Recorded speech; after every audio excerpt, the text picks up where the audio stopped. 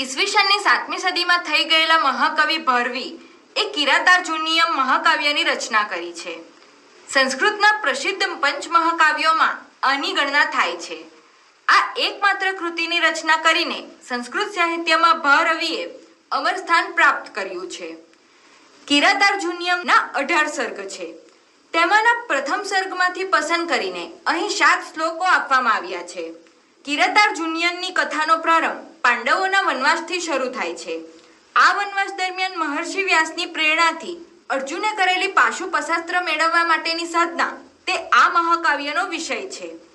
પાશુપતાસ્ત્ર મેળવવા માટે અર્જુને ભગવાન શંકરને પ્રસન્ન કરવાના છે.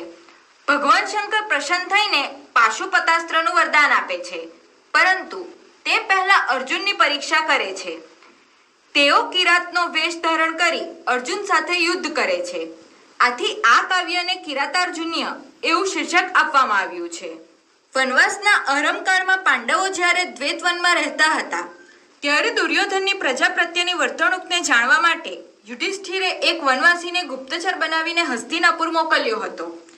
ગુપ્તચર દુર્યોધનની શાસન વ્યવસ્થા ખૂબ જ સુચારુ રીતે ચાલતી હોવાનો અહેવાલ આપે છે.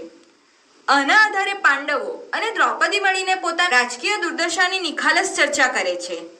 આ ચર્ચા દરમિયાન દ્રૌપદી અને યુધિષ્ઠિરનો જે સંવાદ થાય છે તેમાંથી કેટલાક પદ્યો અહીં પસંદ કરીને મૂકવામાં આવ્યા છે. પાંડવોની રાજકીય દુર્દશા જોઈને દ્રૌપદી અકળાઈ ઉઠે છે. યુધિષ્ઠિરનું વલણ તેનાથી સહન થઈ શકતું નથી. તે છલોછલ વિનય અને ઊંડા સદભાવથી ભરેલો મીઠો ઠપકો યુધિષ્ઠિરને આપે છે. કપટી દુર્યોધન પ્રત્યે ક્ષમાભાવ રાખવાને બદલે જુગારની રમતમાં કરવામાં આવેલી શરતોને તત્કાળ ફગાવી દઈને યુદ્ધ કરવાનો તે આગ્રહ કરે છે. દ્રૌપદીની આ તેજસ્વી વાણીમાં સ્ત્રીના વ્યક્તિત્વનું ઉત્તમ પ્રતિબિંબ ઝીલાયું છે. પાઠના દરેક પદ્યમાં વંશસ્થ છંદ છે. વ્રજંતી તે મૂઢધિયઃ પરાભવમ ભવંતી માયાવિષુ યેન માયિનઃ પ્રવિશ્ય હિ ધનંતી સઠાસ્તથાવિધાન અસંવૃત્તા ગાનિશિતા ઇવેશવઃ અન્વયઃ ये मायावियु मायिनः न भवन्ति ते मूढधियः पराभवं व्रजन्ति हि षडाः तथाविधान असंवृत्ता ज्ञान निशिता ईशवः इव प्रशिव्य धनन्ति. તે મુખ બુદ્ધિવાળા અવિવેકી લોકો પરાજય પામે છે કે જે શઠ પ્રત્યે શત થતા નથી. દુષ્ટો તે પ્રકારના કવચ વગરના શરીરવાળા મનુષ્યોના હૃદયમાં પેસી જઈ તીક્ષ્ણ બાણોની જેમ તેમનો નાશ કરે છે. અવન્ય કોશસ્ય નિંદુરાપદા ભવંતી વશ્યા સ્વયમેવ દેહિનઃ અમર્ષ શૂન્યય જનસ્ય જંતુતા ન જાત હર્દેન ન વિદ્વિષાદરઃ. અન્વયઃ અવંધ્ય કોપસ્ય આપદામ નિહસ્તુઃ દેહિન સ્વયમમ એવ વશ્યા ભવંતી અમર્ષ શૂન્યય જંતુના જનસ્ય જાત હર્દેન વિદ્વિષાદ ચ ન આદરઃ ન દરઃ. જેનો ક્રોધ સફળ છે તેવા આપત્તિને હરી લેનારા પુરુષને લોકો પોતાની મેળે જ વશ થાય છે. ક્રોધ રહિત વ્યક્તિ લોકોનો સ્નેહી બને છતાં લોકોને તેની તરફ આદર નથી અને શત્રુ બને તો તેનો ભય નથી.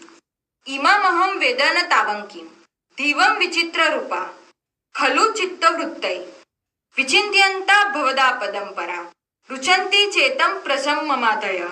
અન્વયઃ અહમ તાવકિમ ઇમામ ધિયમ ન વેદ ચિત્તવૃત્તયઃ ખલુ વિચિત્ર રૂપા પરામ ભવદાપદમ વિચિંતન્ત્યા અધય મમ ચેતઃ પ્રશંભમ રુજંતી.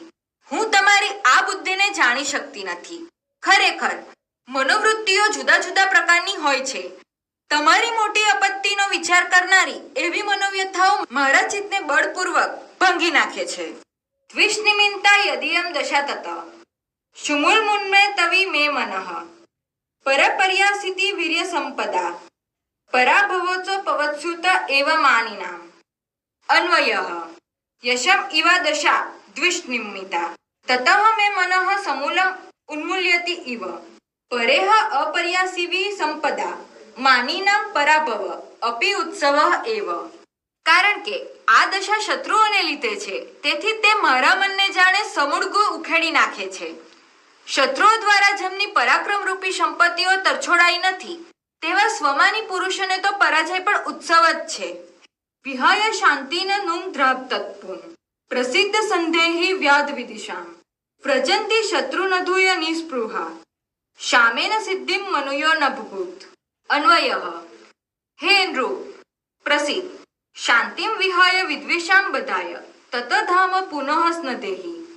નિસ્પૃશા મનુયઃ શત્રુન અવધૂય શમેન સિદ્ધિમ વ્રજંતી. ભૃભૃતઃ ન. હે રાજન, શાંતિ છોડીને પૂર્વેનું એ તેજ શત્રુઓના નાશ માટે ફરી ધારણ કરો. પ્રસન્ન થાઓ. શત્રુઓને તરછોડીને નિસ્પૃહી મુનિઓ શમથી સિદ્ધિ પ્રાપ્ત કરે છે, રાજાઓ નહીં.